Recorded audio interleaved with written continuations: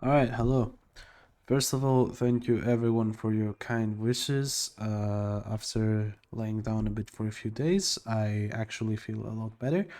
And the only issue is my nose is still hurting, but at least I can speak normally. So, no more ASMR mood for you, except if I get asked to for a specific video or if I'm memeing.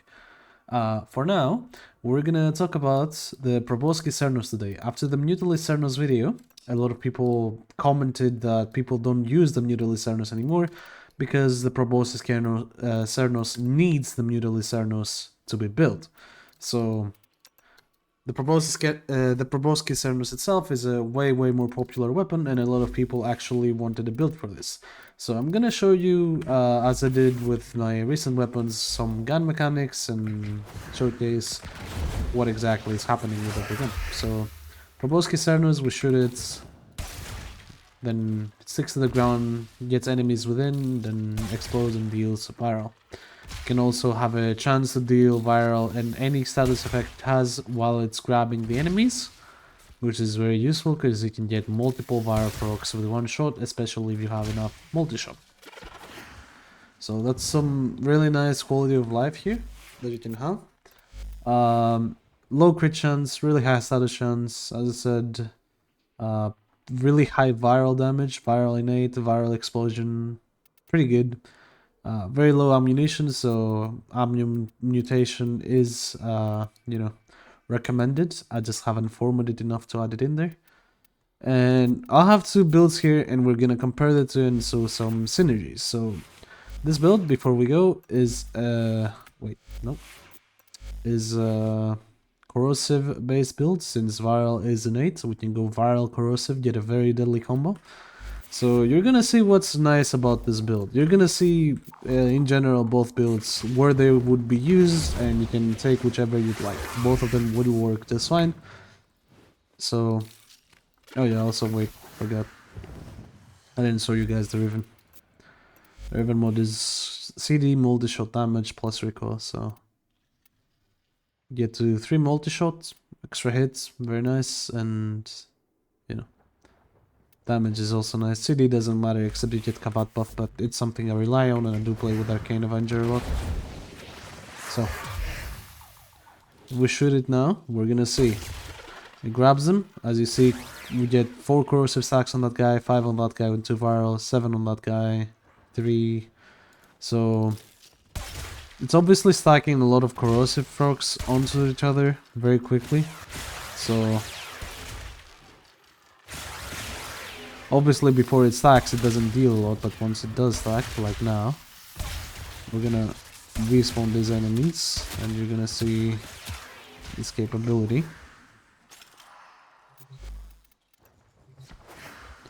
So, grabs them, lots of corrosive, then boom. So I mean it's decent. Considering these guys are weak to corrosive, you would expect an explosive weapon like the Proboscis Cernos to do better. Now obviously any kind of gun at level 180 would kind of struggle, not especially as an AoE weapon. It would most likely need 2 shots or even 3. So I consider this pretty good. Now, the Proboscis Cernos itself, since we're not using any kind of damage buffing abilities, we have Roar and Zada's Whisper, so we're gonna be using Zada for the Proboscis Cernos. And why is that? Well, we're gonna see that because of the really high status chance, we get the proc pretty much guaranteed on all enemies. So if we shoot it down the ground now, it's gonna pull the enemies. All of them are Zada's Whisper proc. All of them. So we just shoot again. Big damage. Now we're stacked, so we're gonna shoot it again.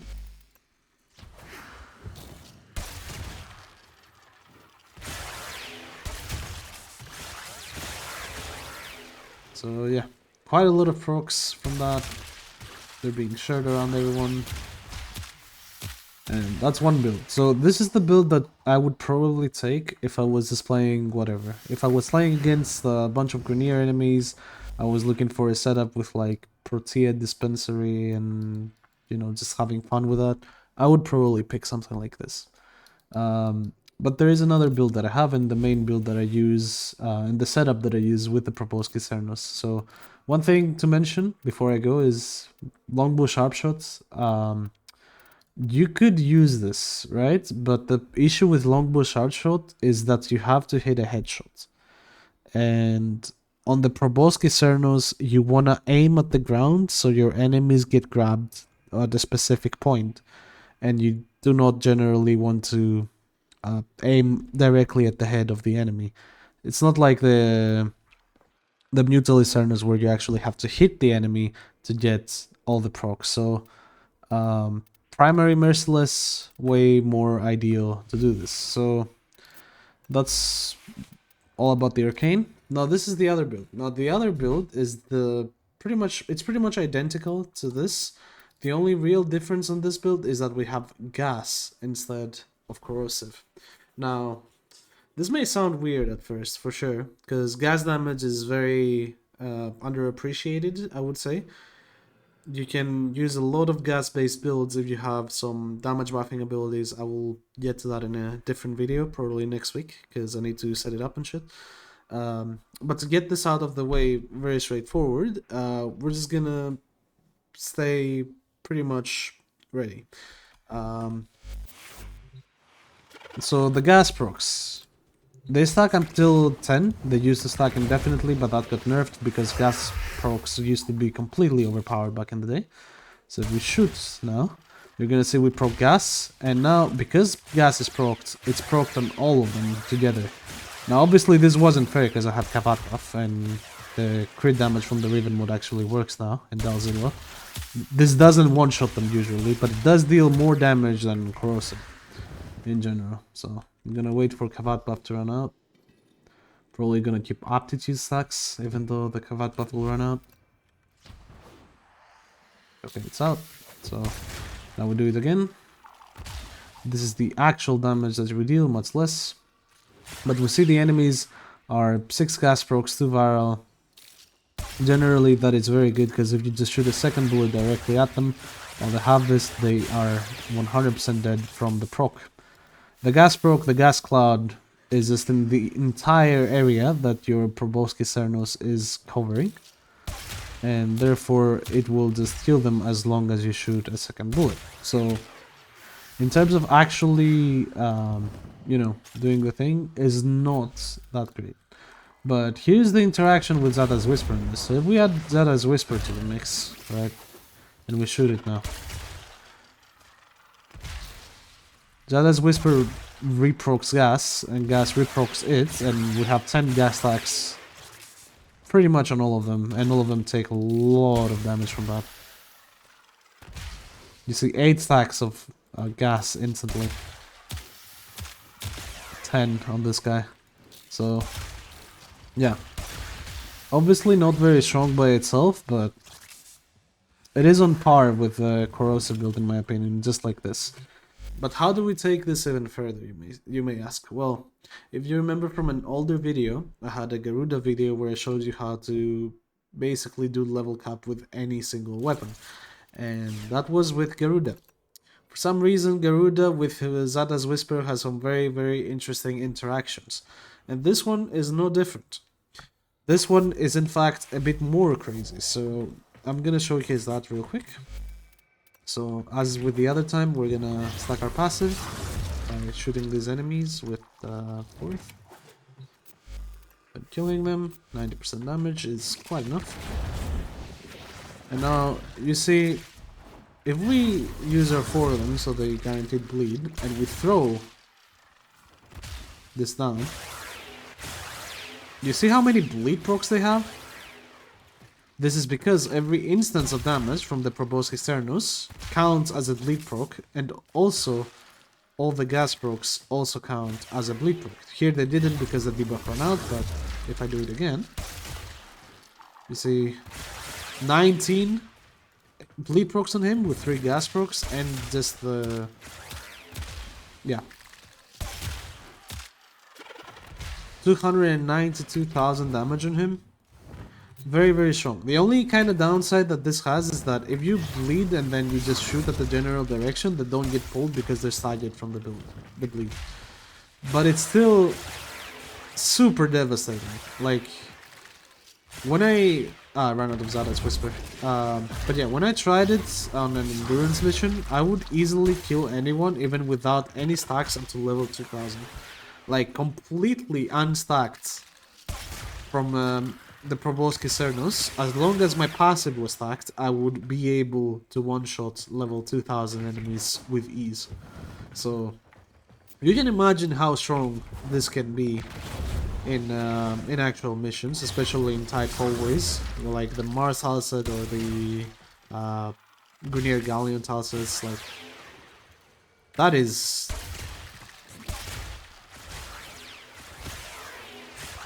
some fatty bleed procs. Also, that guy wasn't played at all. But yes, Garuda generally is very broken in my opinion, and I found a way to make her even more broken. We'll get to that in another video for sure. I have a lot of things covered, so you know, if you're interested in that shit, subscribe button is down there. Still a bit sick. I have not completely, you know, cleared out yet. This is the Garuda build if you're interested. Shotgun amp because I was trying something. Usually I just change it to whatever kind of weapon I have. So here I would put Deadeye, for example, if I was running Proboscis Cernos, or, you know, rifle amp if I was running something else. You could do a lot of things. Oh yeah, also I'm gonna show something very interesting now that I have the chance, because I think this is just a niche thing that not many people know about. So apparently, if you add Archon Continuity on Garuda, you can build her talents for pure Toxin, and they will deal Toxin and Corrosive on top of that. Now, this is not great still, because her talents is her talents are simply not good since they cannot get an arcane. But I mean, the fact that you can do Corrosive, Bleed, and Toxin procs is kind of nice. Especially because the Malicious Raptor stance is actually super fucking good. A lot of guaranteed bleeds, a lot of hits. So I would say it's pretty decent, honestly. It's a way to make her talents actually deal damage, but at the same time, you're losing one mod capacity, so less starting energy. Not even... To be honest, I'm capping here. Like... Wow, max energy. That was very hard. Yeah, so... Complete cap. If you wanna, like, use her talents instead of another melee for some reason, you can use that strat and get this. With Archon Continuity. But... I don't know if it's worth it. Actually, I'll be honest, it is not worth it. Because you cannot have any arcanes on her talents yet. If they actually add the ability to have a melee arcane on these, then these would become really, really strong. And I would be all up for it. I mean, Garuda is really nice, but her melee weapon right now is probably one of the worst in the game, even if you go with this setup, because it doesn't have a Riven mode, it doesn't have an arcane, and all of the Exilus modes that you can go for them kinda suck. Like, I haven't played Alchemy, if you can't realize, but any kind of Tennokai you add, like, yeah, Tennokai on Claws, I mean... Not the greatest heavy attack in the world. At least it deals guaranteed bleed, so that's really nice, but not the greatest still. Much better off just spamming E with this stance, because, yeah, I mean, bleed, whatever the fuck this is, bleed. Very good. But yeah, Proboscis Cernos, you use Garuda with Zara's Whisper, you use the gas build, and then you go nuts with the procs. I'll show it one last time so you guys can see it. Really appreciate it.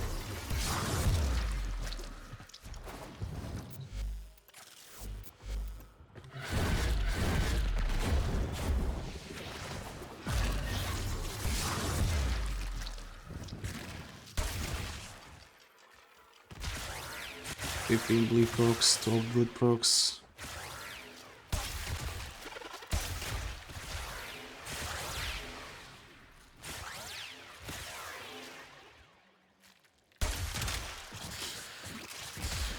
This is without stacks, just Status Whisper. Or, you know, without the bleed proc. But yeah, generally, I would definitely suggest this. In a normal mission that enemies are more grouped up, this is really sick to have. The only kind of downside that I can say about the whole setup is the fact that the Proboscis Cernos on a big group of enemies would make you lag quite a bit. Like, it would make you lag a lot. So, I'm gonna lastly just go for 1 minute on Lara. So what it looks like in a normal mission, especially against something like Corpus, which is funny. Because, I mean, when you do bleed proc guaranteed, I don't think Rainier enemies will ever be an issue. Since bleed proc is true damage. Corpus are a bigger issue for Garuda than Rainier, to be honest.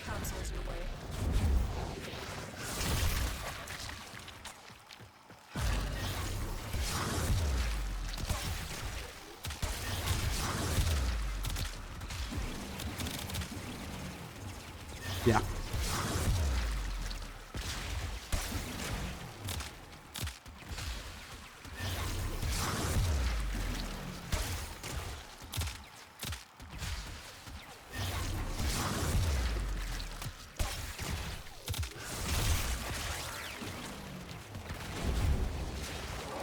The best part about it is that new enemies coming will just get reproc'd with bleed procs from the gas clouds that are left behind.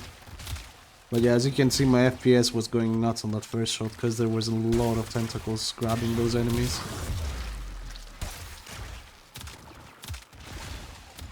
Yeah.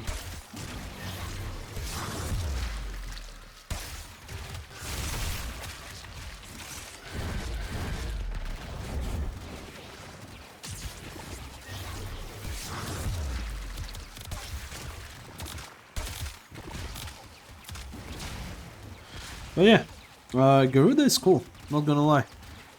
This build also makes her pretty unkillable, but I'll showcase this on another video. So, thank you guys very much for watching, and I'll see you in the next one.